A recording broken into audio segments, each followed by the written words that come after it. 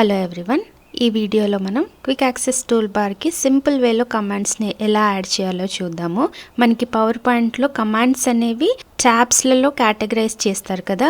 ఓమ్లో కొన్ని commands, insert related commands, design, transition, so ఇలా different ట్యాబ్స్లలో డిఫరెంట్ కమాండ్స్ అనేవి కేటగరైజ్ చేసి ఉంటాయి కదా. సో మనము ఏవైనా స్పెసిఫిక్ కమాండ్స్ని క్విక్ యాక్సెస్ టూల్ బార్కి యాడ్ చేయడానికి ఆ స్పెసిఫిక్ కమాండ్ మీద మౌస్ని రైట్ క్లిక్ ఇచ్చినట్లయితే మనకు ఆప్షన్స్ ఓపెన్ అవుతుంది. ఈ ఆప్షన్స్లో మెనూ ఆప్షన్స్లో add to quick access tool bar దాని మీద క్లిక్ చేసినట్లయితే ఆ స్పెసిఫిక్ కమాండ్ అనేది క్విక్ యాక్సెస్ టూల్ బార్కి యాడ్ అవుతుంది. సో ఇలా మనము డిఫరెంట్ కమాండ్స్ని సింపుల్గా జస్ట్ ఆ కమాండ్ మీద రైట్ క్లిక్ చేసి add to quick access tool bar.